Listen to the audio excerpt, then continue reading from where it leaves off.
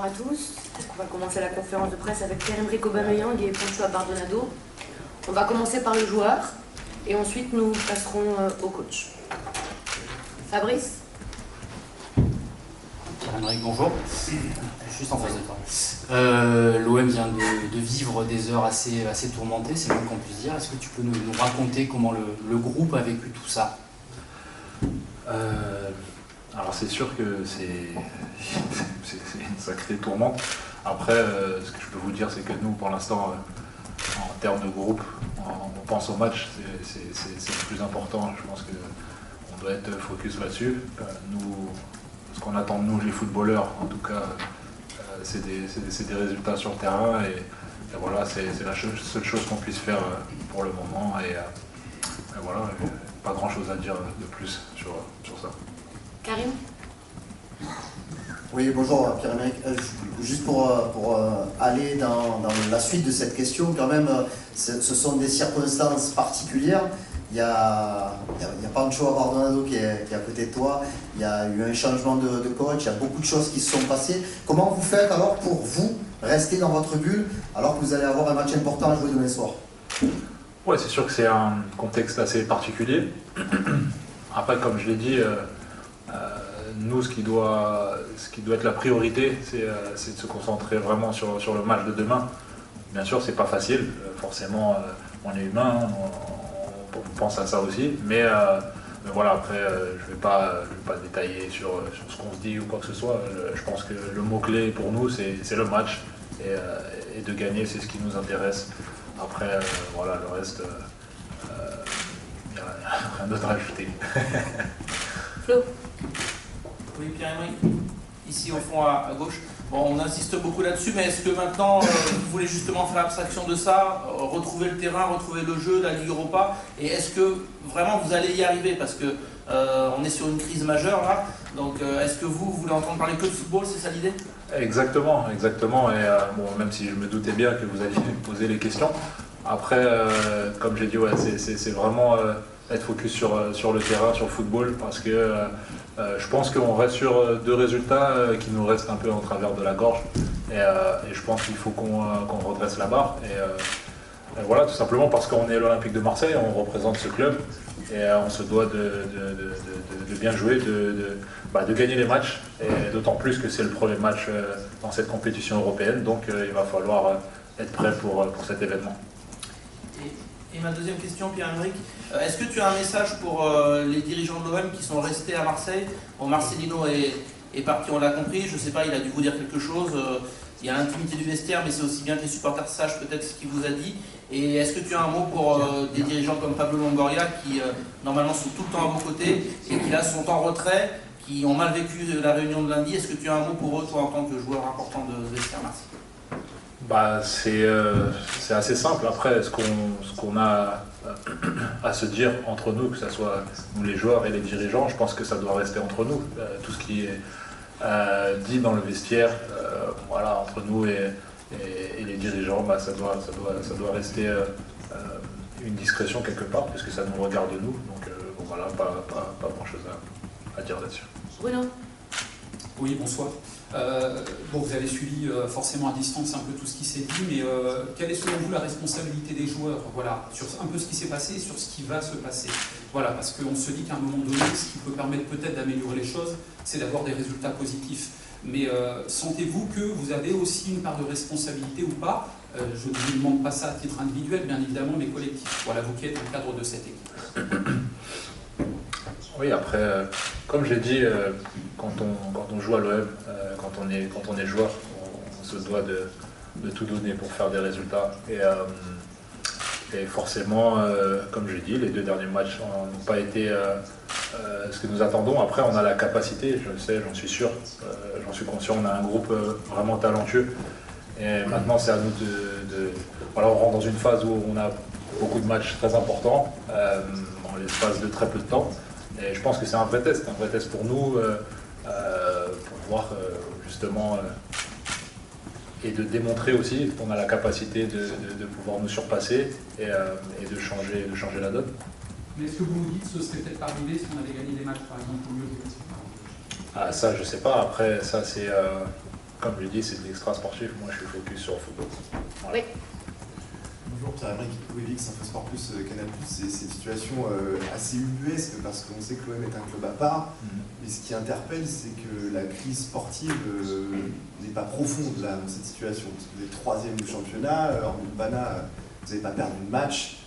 Dans quelle mesure ça vous interpelle? Oui, c'est vrai que comme je dis, c'est un peu particulier. Parce que c'est vrai que bon, si on regarde au final le classement en championnat, forcément on est encore là, il n'y a pas de drame. Après, bien sûr, je peux comprendre que les dernières prestations, on n'a pas su démontrer tout l'étendue de nos talents. Et après, comme je dis, voilà, ça fait pas si longtemps qu'on est tous ensemble. Et voilà, ça prend du temps. Mais comme je dis, voilà, c'est une période maintenant vraiment test pour nous. Après, voilà, il y a cette situation, mais il faut faire avec. Hein. Comme je dis, on est des footballeurs, donc nous, on doit faire notre boulot et on se doit de faire des résultats. Et ça passe par rester unis, rester ensemble, même dans ces situations un petit peu chaotiques, on va dire. Et voilà, se serrer les coudes. Comme je l'ai dit, il y a un super groupe. Moi, depuis que je suis arrivé, franchement, je m'y sens super bien. Parce que vraiment, il y a des bons mecs. Et voilà. Maintenant, il faut se serrer les coudes, comme j'ai dit, et aller de l'avant. Allez, dernière question, Jean-Claude. Tu as Pancho à côté de toi, ça va être son premier match aussi, lui, en tant qu'entraîneur en professionnel. Comment ça se passe, vous, pour les joueurs, avec lui, pour l'aider justement à lui faciliter le travail? Comment vous allez faire? Comment vous faites corps ensemble? Explique-nous un petit peu. Bah, déjà, c'est assez simple, parce que voilà, on voit Pancho au quotidien. Moi, en tout cas, pour ma part, depuis que je suis arrivé, et voilà, c'est une personne super importante pour le club. Et je pense que le mieux en tant que joueur, bah, c'est comme j'ai dit, tout donner demain sur le terrain. Déjà commencer ce soir par l'entraînement, être à l'écoute de ce qu'il va nous demander. Et voilà, et quand je dis se serrer les coudes, c'est évidemment avec lui qu'on va le faire et essayer d'obtenir un résultat demain soir. Merci beaucoup. Ouais. Merci. Merci.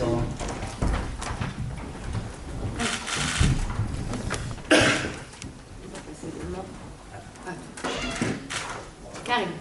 Pancho, bonsoir. Pour essayer de synthétiser un petit peu, quand est-ce que tu as appris le moment où tu allais diriger l'équipe? Comment toi, à titre personnel, tu vis la situation actuelle et comment tu ressens le groupe? C'est une question globale, mais voilà. Trois. Exactement. Donc, pour répondre à la première, je l'ai appris hier soir très tard, par le biais de David, qui m'a appelé, il m'a fait part de ce qui est arrivé. Donc, j'ai appris par téléphone. Ensuite, la deuxième, c'est une fierté pour moi de pouvoir représenter ce club. Et pour la troisième, le groupe, je vais le diriger pour la première fois ce soir.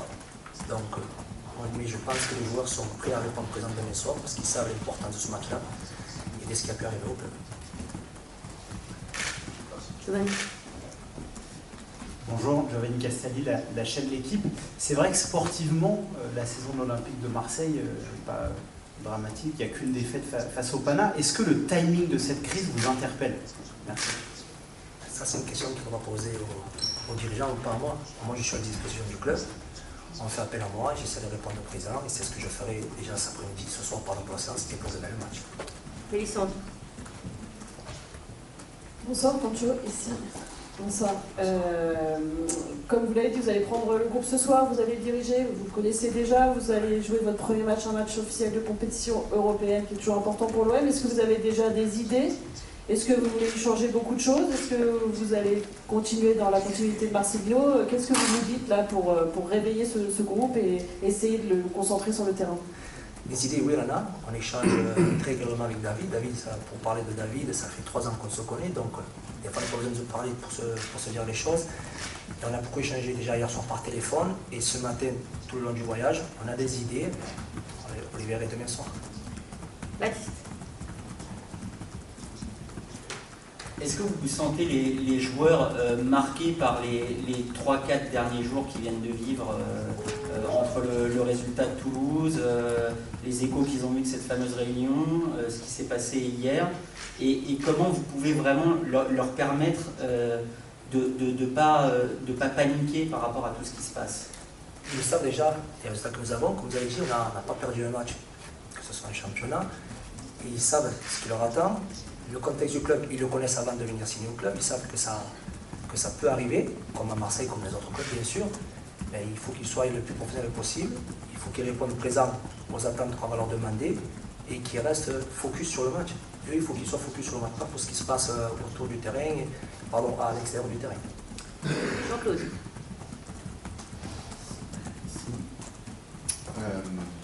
Qu'est-ce que ça représente? Tu as dit tout à l'heure que c'était une fierté, mais est-ce que tu peux le développer quand même? C'est la première fois que tu vas avoir justement l'occasion de diriger à ce niveau. Est-ce que tu te dis aussi que c'est le moyen de te montrer, pas seulement d'apprendre, mais de montrer aussi ce que tu as emmagasiné en tant que joueur et en tant qu'entraîneur, notamment au centre de formation avec les jeunes? Au club, j'ai connu tous les postes, que ce soit les 17, 18, 19, la réserve, pro, j'ai tout connu. Il ne me manquait plus que cette fonction-là. Donc je l'apprends avec beaucoup de plaisir. Je vais continuer à apprendre parce que je suis un jeune coach. Et comme je dis, c'est une fierté pour moi d'être entraîneur dans cette équipe-là parce que c'était un de mes objectifs. Ils sont arrivés plus vite que prévu, mais il faut que je réponde présent à ce que le dirigeant me demande. Fabrice. Bonjour, bonsoir. Bonsoir. On t'a bien connu évidemment comme joueur, on connaît un peu moins l'entraîneur. Est-ce que tu pourrais nous expliquer quel type d'entraîneur tu es, ce que tu aimerais être? Est-ce que tu sais, deuxième question, est-ce que tu sais déjà combien de temps cet intérim va durer? Première question, je sais ce que je veux. Je leur demanderai directement aux joueurs. Je leur expliquerai ma manière de fonctionner, avec David bien évidemment. Et ensuite, l'intérim, ça je ne peux pas vous répondre. Moi, je prends match par match. Demain soir, c'est l'Ajax. Après, on verra. Oui. Bonsoir, Wélix, en Sport Plus Canal+, vous êtes dans le club depuis un moment. Est-ce que vous avez perçu depuis l'arrivée de Marcelinho des choses qui n'allaient pas ou une greffe qui ne prenait pas avec votre regard extérieur au staff, entre guillemets, ou pas du tout? Non, moi j'étais focus aux séances, au comportement des joueurs sur le terrain. À l'entraînement, on ne voyait rien, des joueurs qui se donnaient à fond. Les matchs n'ont pas été ce qu'on a voulu, que ce soit Nantes et Metz, mais les joueurs n'ont pas triché, ont donné le maximum, ça n'a pas tourné, ça arrive, et ça arrivera encore pour notre équipe, pardon. Non, j'ai rien vu arriver. Dan. Oui, juste pour revenir sur ces derniers jours, vous avez fait presque toute votre carrière, toute votre vie dans ce club. Vous dites que c'est une fierté, on comprend très bien. Est-ce qu'il y a aussi un sentiment en même temps de tristesse ou de voilà un peu de déception de voir ce qui s'est passé ces derniers jours? Tristesse, oui, parce que quand on touche un club qu'on aime, forcément ça fait du mal. Mais il ne faut passer outre, il faut voir l'avenir, et l'avenir c'est déjà cet après-midi d'entraînement et c'est sur le match. Et demain soir, pardon. Bruno.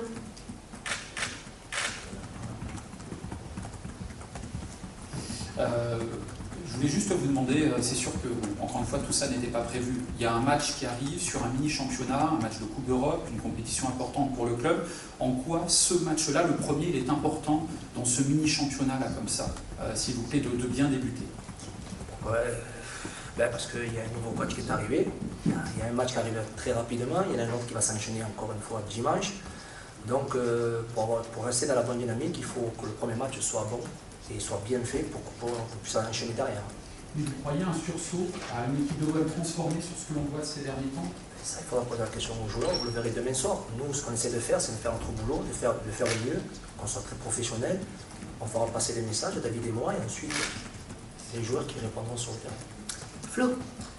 Pancho, je voulais savoir, bonjour, si vous avez senti au fil des jours un fossé qui se creusait entre Marcelino et les joueurs. Vous étiez en première ligne, puisque vous vous occupiez notamment de la traduction et vous aviez une présence au quotidien. Est-ce que vous avez senti venir sportivement les difficultés des joueurs et éventuellement sentir qu'il y allait que ça allait mal terminer, niveau sportif? Non, sincèrement non. Je voyais moi au quotidien, parce que comme vous l'avez dit, j'étais tous les jours avec eux, donc je les voyais au quotidien, j'échangeais avec eux. Je n'ai pas senti un joueur ou un joueur me faire remonter l'information comme quoi ça n'allait pas. Non, ça fait partie du football, on en verra d'autres. Allez, on termine avec toi, Morad. Oui, bonsoir Pancho. Alors, deux petites questions. La première, vous êtes au club depuis longtemps, vous avez été joueur aussi, vous avez connu des crises, notamment au tournant des années 2000. Est-ce que vous allez vous servir peut-être de ce que vous avez appris à ce moment-là, notamment en 99-2000, c'était très dur. Et est-ce que vous avez eu le temps de regarder un peu l'Ajax, qui est aussi une équipe qui doute? Est-ce que vous vous basez sur un travail que vous avez fait avec Marcelino? Voilà.